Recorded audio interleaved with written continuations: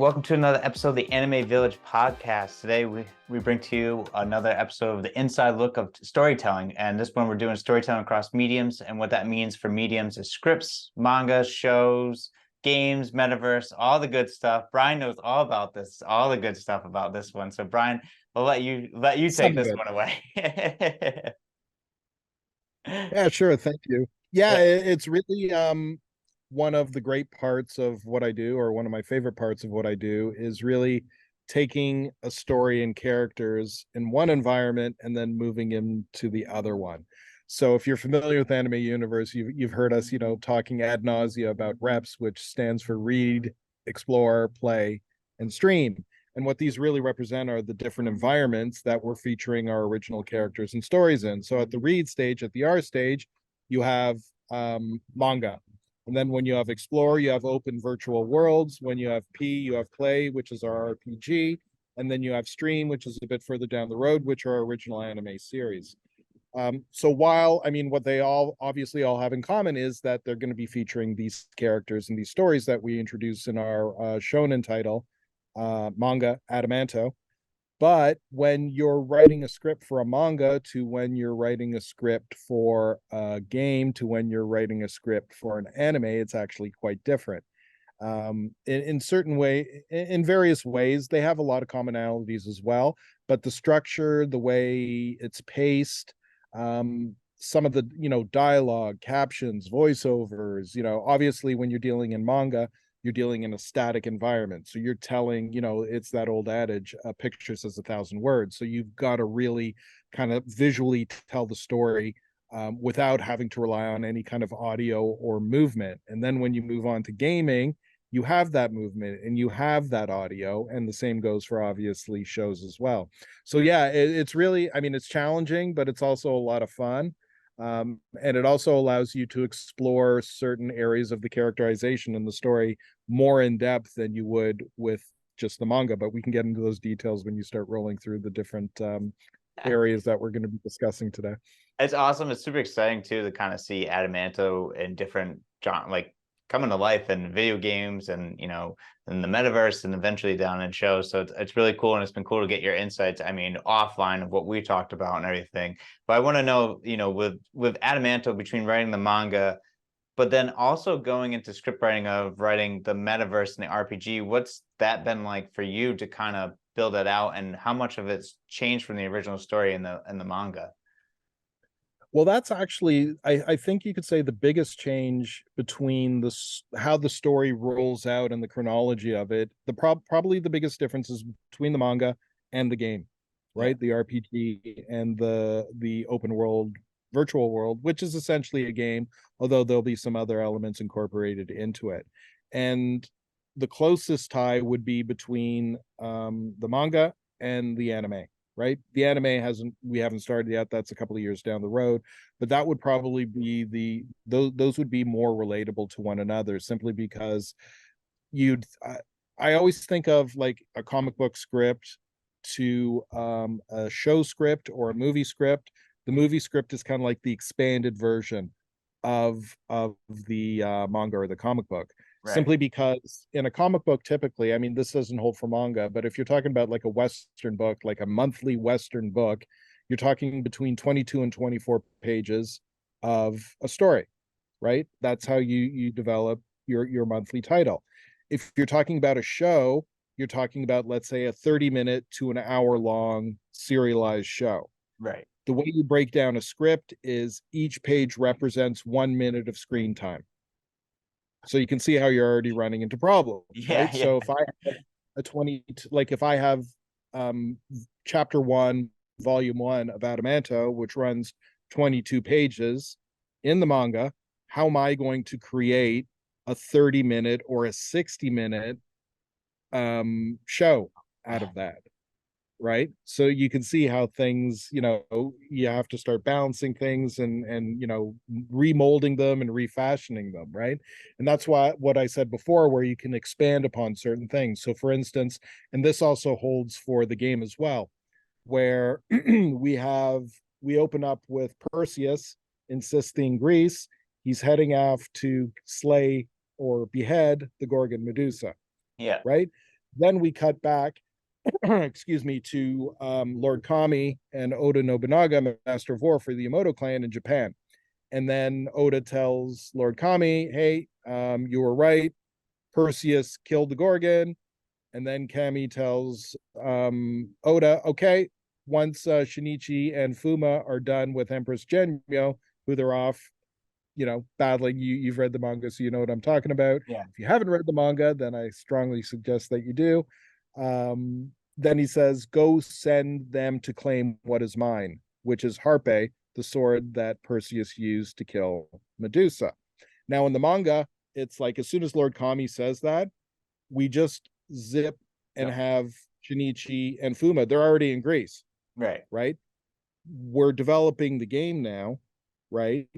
We're going to have them travel to Greece. How Oh, do you get there? Do you go there by boat? Do you go there by air? Right? Do you take the quicker route, which is maybe a bit more perilous because of inclement weather, so on and so forth? So you add those things. Like when things typically are implied in a manga, they won't be implied in the game, or they won't be implied in the anime script. We'll actually show it, yeah. right? Because we need to fill that space. Right. That makes sense. You know? That makes a lot of sense. It's Yeah. it's interesting in that sense of filling that space. Like, do you expand on writing that like area of like, will there be extra dialogue between Shinichi and Fuma talking on the ship? Like, how does that work out as well too? Yeah, there's going to be all that, right? You got to fill that space somehow, and you got to make it engaging. You just don't want to have two guys on a boat for a couple of hours, in silence. There's got to be something. But speaking to the game element, like I said, you're going to have to choose, right? Do you want to go take a war boat? But it's going to take much longer. And then, Yeah. of course, you add a whole bunch of other cool elements. So you're traveling by sea. Do you encounter a sea serpent, right? Right. Is there like a tsunami that's going to happen? All of these things that you can add to it that wasn't in the manga. The same thing with an anime show, but obviously you won't be able to pick and choose how you get there. You'll have to choose one route, right? We have like these 60-foot dragon-headed, rooster-headed creatures called Itsumades that are in the manga. So you're going to be able to hop on the back of one of these things and haul ass to Sistine, That's right? awesome. If you choose in the Yeah. game, right? What that's going to be in the script, I have no idea. I mean, what's it like for you to when you go to add these extra details, but to expand even more on Adamanto, like how much more does that like excite you, but also to kind of see different development and options, and especially in the RPG, that sounds like a awesome idea that either fly or boat, and I think leads to different areas. But like, what's it been like for you to kind of expand on that and expand on in Adamanto itself? Yeah, well, I've had quite a bit of experience going from still script, either comic book or manga, and then transmuting it to either a show or a film script, Yeah. right? That I've had quite a bit of experience with. Haven't had that much experience penning RPGs. So that's been very exciting and a bit overwhelming to be honest with you, because you got to remember it's like you've got to find. I find like when you play a game, it's got a much different rhythm than the story has a much different rhythm than in the manga or in a show, right? You've got to find each environment has its own kind of cadence to it, so you got to find that, right?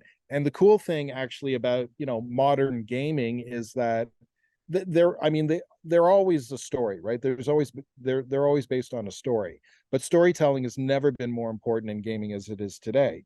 Like people are I was just talking to my partner. It's funny because I always used to, when you have the cinematics or you have the cutscenes, I Yeah. used to always mash that X button just to get back to the gameplay.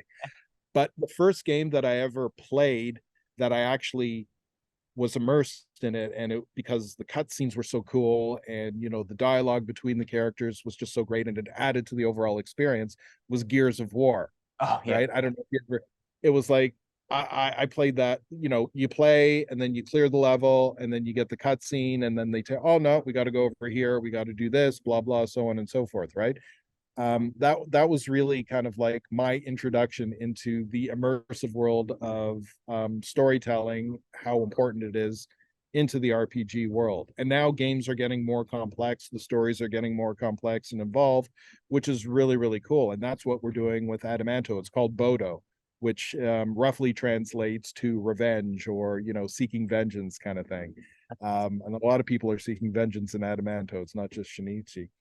But yeah, I mean, the transforming the manga into the game is really, really cool, in the sense that the handcuffs are off. You can do, like, we're introducing so many different characters, so many different creatures, so many different titans, so many different weapons, so many different ways to do things, and elements that you can have, obviously, with a manga. So for instance, one of our ideas is, we're including a 16-bit series of vignettes in the game. So for instance, you're tracking down Emperor Gaozu in for the Tang Dynasty.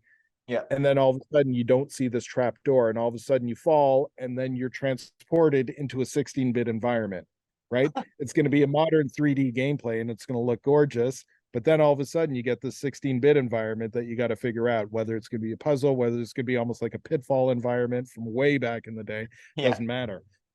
These are the kind of things, like, it's creativity unleashed. Like, games are just absolutely nuts. And I'm not even like a huge gamer, right? I always like playing games, but I always veered more towards, the reading side of things or the watching side of things. But the game, like, this experience has been absolutely wild. It really, there's no limits, right? Absolutely zero limits. That's awesome. I can't wait to play it. I know you guys told me a little bit intel about what the RPG is going to be about, and I love the premise of how you have to like make your sword, like you have to level up, not level up, but like level up with the sword, like adjust the sword and get used to using the Yeah. weapons. That's the cool part about it. I like it. And it's also trying to make it unique, right? Like, we Yeah. didn't want to have, because you play as Shinichi Tanzo, who's the main character from Adamanto, Yeah. and his background is like, he's a salty dog, right? He's been around for a long time. Like, he's a master bladesmith, he's a master warrior, like seasoned bushi, or samurai. And so we didn't want it to be like your typical game where you level up, right? Like, you Right. start at, you know 1 out of 10, and then as you achieve things, and you clear levels, you rank up and up and up your strength, or you get faster, so on and so forth. But Shinichi's already at that level, so our leveling up is going to be how he uses the Nexus of Adamanto, Yeah. right? When he first puts it on, he doesn't know what that, like, this is like an all-powerful thing. But I think I've used this analogy before. It's like giving an AK-47 to a chimp, right? It's like, okay, you've got this tool, you've got this incredibly powerful, capable tool, but if you don't know how to use it, it can either, it's not going to help you, or even worse, it's going to be, a danger, right? You might hurt yourself, or you might hurt others around you. Same Right. goes for the Nexus of Adamanto, where it's like, you first put these things on, it's like, whoa, you've got like this almost godlike power, like literally in your fingertips, because they're these gauntlets that you put on. But you've got to figure out how to use them, how to draw their power, to help you achieve your goals, right? So that's another element that we've introduced into the story that is also in the manga, but you're actually going to be able to experience it firsthand in the gaming. Oh, that's so exciting. I can't wait to get my hands on the RPG and start playing. Yeah, Just yeah, it's really cool. that's awesome. And with like anything that you noticed with like making the RPG, maybe there's a certain situation where a role character or someone that's like not Shinichi might have like a fight scene or anything like that. Do you have to replace them with Shinichi, or like how do you do that in an RPG, or take that from a Yeah, manga? so with Adamanto Bodo, it's going to be you play as Shinichi. Yep. There's not going to be any other players. The other players are NPC, non-playable. And we wanted to do that simply because, through the reps process, it's a brand building exercise, but this game is also a brand building exercise, right? Yeah. Like, I don't want to dampen the fun of it all, but, we are, asking people to embrace these new characters, and, to identify with them, and to establish a relationship with them. So we wanted to focus just on you play as Shinichi in Adamanto Bodo. Now, when we move on to the other games that we're developing based on our other manga, so the next one is going to be our supernatural title, which is called Undead Reckoning. You're going to be able to play as Ero no Semi, who is the main character. You're going to be able to play as his dog Abe, right? You're going to be able to play as all manner of characters, simply because at that point, this is going to be maybe about 18 months down the road, where we want to introduce a different element to the gameplay, right? A different style. It's obviously aesthetically, it's going to look different, but the gameplay itself, we want to be able, there's all these cool characters that we pull from, like different Akumas, demons from Japanese mythology. You're going to be able to play as them, right? You're going to be able to play as like a 35 skeleton warrior and all these different things, which are cool. But with Adamanto, it's a bit more, I don't want to say intimate, but it is just a different way of structuring the story because Shinichi is the connective tissue, right? He's the one element that's a constant in the book, right? When he goes to battle the Tang Dynasty, the Byzantines, the Caliphate, whoever it is, and then he has help along the way with Hina and Hinata sometimes. Maybe it's General Odamaro, maybe it's Oda, maybe it's Lord Kami. Those are kind of like plug and play based on the situation, but the one constant is Shinichi. So we wanted to get the game to replicate that. Yeah, oh, that's awesome. It's super exciting that you get to stick with the same character, but also looking for the undead the Undead. reckoning. Oh Yeah, man. it's gonna Yeah, be I'm currently writing the manga scripts for that when I'm not doing this other stuff. It's absolute. I've never been a huge supernatural guy, but damn if this isn't becoming one of my favorites. It's like it's a wild, wild ride. Yeah. that's awesome. Well, when down the line when we get to creating our mangas into shows and getting them actually see them come to life on the television screen, um, what's it like to create those games, but like I mean create those shows, but add fillers and like get a certain amount of episodes? Like what's it like to kind of like get in that mindset of writing into like the filler episodes, but also just kind of expand more of the universe of Adamanto or Undead Reckoning? What's it like to take that step to the shows? It's really, I mean, I actually get overwhelmed because there's just so many directions you can take adding content into it. So Yeah. using Adamanto as an example again, we have Shinichi. It's not an origin story. I hate origin stories. I always hated origin stories. They're just so goddamn boring. Simply, and I know you got to get to know the character, but Yeah. we pick up with Shinichi again. He's a salty dog. He's been around for eons, right? He's a seasoned warrior, and because we wanted to start off with a bang, right? Mhm. Then as we go in volume one, we go back 40 some odd years ago to when Shinichi's only like 7, 8 years old, and we find out why he hates magicians so much, why he hates sorcerers so much, right? Right. So then you're filling in with some of the backstory. So, that's my kind of long-winded way of saying that when we transpose that to the game, or we move on specifically to the anime series, we can fill in those blanks with the characters' backstories, with the characters' histories, right? It's kind of like that Better Call Saul approach where you start off with Breaking Bad Yeah. and you've got these characters that are already established, right? When Walter meets what's the Giancarlo Esposito character's name? I always forget it. Oh, I know what you're talking about. Yeah, I can't remember off the top of my head. My dad's rewatching Better Call Saul right now as we speak, so I don't know what his name is, Yeah, but yeah, yeah, yeah. Gus, it's not Gus, is it? Why yeah, it is can't I Gus. remember it? It is Gus. I Is it think. Gus? Gus Yeah, Fring. Gus Fring. There you go. yeah, Gus Gus Fring. Fring. So Yeah, when he meets Gus Fring is already like at the head of the cartel or one of the top guys of the cartel, yeah, right? And then you pick up with him at that point in the storyline and you get to know him, and he's a no shit guy, and he's very smart and he's very calculating. But then you get to Better Call Saul, and then you go way back to when he just first started off. So you've got this context that you already have of this character. You already are familiar with this character, and it's like you start, oh, that's how we started this, or that's why this happened, right? yeah, I always that approach much, much better than the typical origin story where you start off with Peter Parker. He's a high school student. He gets bitten by a spider, and then you join him on his hero's journey. right. Um, the Better Call Saul way is, I find it a lot more complex, and it's much more difficult to pull off. But if you can do it properly, it's so much more rewarding for viewers, readers, players, creators, everyone, right? Yeah, It's just you got to put in that time, and that's what we're doing with all of our titles, really. I mean, and also connecting them through common characters that might not exist at the same time, but there is some relationship that we establish with them, right? yeah, Because look, you're a manga guy, you're an anime guy, you love all this stuff as much as I do. When you get those Easter eggs or when you get those aha moments, it's like, I don't know, you just feel so good. It's like, those kids, you feel like that kid on Wednesday when you're going to pick up your comic books, and that's the feeling we want to give people, right?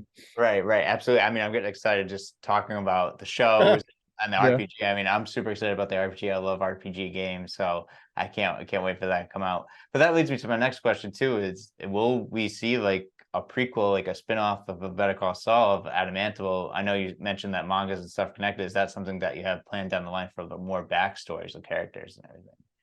I don't think I've planned it out. I think, I mean, to the extent of not creating a spin-off series, Yeah, right? I mean, if some of the characters, let's say Hina and Hanada, right, who are the twin ninjas that yeah, are very interesting characters. Let's say they just hit it off with fans, right, and people want more. Certainly, the possibility always exists, right, but the way we kind of explore who they are and get deeper into how they came to be is through those flashbacks, or it's through I also like learning about characters through other people, right, right? So for instance, Shinichi might learn more about Hina and Hinata through Oda Nobunaga, who's their master of war and who trained them all, right? So he'll give a different perspective on these characters and let them know about their histories and where they came from and how they came up. The same thing with learning more about Shinichi. Shinichi we do straight flashbacks, but in volume 2 we're going to get into more of how they came to be, right? We've got a bit more wiggle room because we've established their characters, people know who they are, they know how they go about their business. Now we're a bit freer to explore their backgrounds and what makes them tick, right? yeah. That's great. I like the approach. It's that's a good approach for sure to have. I was just very interested. You mentioned the Better Call Saul approach, so I figured I had to ask anyways to see if there was any possibility. Yeah, and that's really the plan. I mean, it's kind of like, you know the one problem a lot of these books have with some of these characters is they're too powerful, Yeah, right?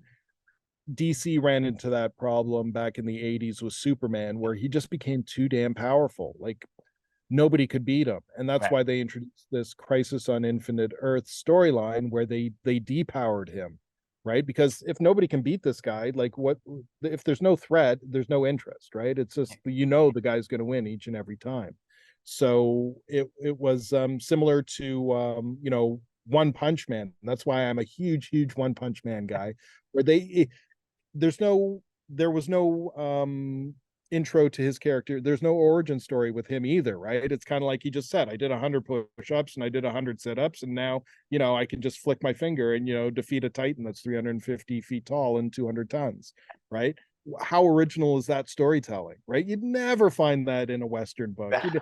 But how do you make that interesting, right? And how they make it interesting in One Punch Man is by exploring the other characters and Right. their power levels, and the envy that they feel, or the fear that they feel, or the disgust that they feel because this guy is like as powerful as a god, but he didn't do anything to earn those powers, right? He did 100 push-ups and he did 100 sit-ups, and that's all he did, right? I Oh, mean, it's just that's why when I talk with different writers, and it's like, oh no, it's the hero's journey and you've got to take this one step, two step, three step, right? It's a three-step process, right? You have a situation, you have an escalation, you have a resolution. Certainly you have to have that, but it doesn't mean you have to do it in that order, and it doesn't mean that you have to focus on it as hard as other people. There are different ways to do story. You just have to find out how to do it, which is easier said than done, but when it's done right, like I said, it's just so much more rewarding. it's perfection. I mean, One Punch Man is a fantastic show. I love that when they get mad at Oh him my for God. Yeah, things. it was just, well, I started off as a superhero guy. So when you have superhero with manga and then Yeah. anime, it's just like, I couldn't have been happier. Oh, it's so funny. So great. So great of a show. I can't wait for that new season. You mentioned in the RPG that there will be some introduction of new characters. What's it like to write in those new characters and come up with ideas for those guys and who they are and their background as well too? And is there a way maybe that they'll eventually make an appearance in the manga or anything like that? Or like how will that work out? Well, there's not going to really be new characters. Okay. We're going to be maybe exploring them more in depth. There are going to be new creatures, Mhm. right? Maybe some new adversaries that so for instance, we have Lee Yunaba, who is one of the Tang dynasty's chief guys. He's got like these 300, 400 pound chambers on his hands. They're like hammers, Yeah, right? It's absolutely ridiculous, but it's oh awesome. so cool. And he's really only in one scene in the manga. But then when we go and introduce him into the RPG, he's going to have an entire level dedicated to him, That's right? awesome. So if that's the case, it's not just going to be straight, pummeling each other, him and Shinichi. You're going to have some dialogue. You're going to have to expand on him, right? So that's where you kind of get that further exploration of that character into, how he's talking, how he handles himself, how he moves, and all that stuff. And then I can imagine the same thing happening in an anime show, right? Yeah. Yeah, absolutely. Well, that's really cool. That's awesome that you're able to, again, it's cool to see that Adamanto in these different platforms, you're kind of expanding even more further on the universe than just in the manga. Then you have the RPG, you get to learn about other characters that maybe have like a minor role, and then you have to take it to another level. And the show, obviously, other aspects of the show that will eventually happen down the line. I think it's fantastic. I think storytelling across the mediums is very, very interesting in how like some things changes and some things are the focuses, different areas. But I think the cool part about it is you're building upon the universe, and it's just fantastic of what continue what we're doing here at Anime Village. Is just we're a universe. I don't think we're a one linear line of timeline. We're a big universe, and we keep building upon it. It's awesome. Yeah, it's I got to tell you, it's a lot of fun. It's just but lots of work to still be done. We're just beginning, but it really is, following that reps process. It's a very cool way to do things. It allows fans to really get engaged with the characters in a way that they never have before, and also the way they want to. And it really allows us to, it's almost a cheat code to kind of like put our the relationship with the reader or the viewer or the player and the characters and the stories, on fast forward, because it allows us to expound on things where we wouldn't if we were just introducing a series of manga titles. We wouldn't be able to do it. If we were just doing a game, we wouldn't be able to do it. But now that we have these four different environments, the sky's the limit. Right, absolutely. Well, this has been an awesome interview, Brian. I'm so excited. Even more, the more and more we talk about Adamanto and the things Yeah. that come down the line, I just get so excited. The RPG is going to be fantastic. I'm super excited to get my Yeah. hands on that. No, like I said, we're only starting. So yeah, get familiar with Adamanto, and the next big thing coming is Undead. But first, we got to roll out our shonen. We got to roll out our Adamanto game, manga, open world, and anime. So Yeah, yeah, lots going on. love it, love it. Well, thank you so much for joining on today's episode. Appreciate it, Brian. Thanks again.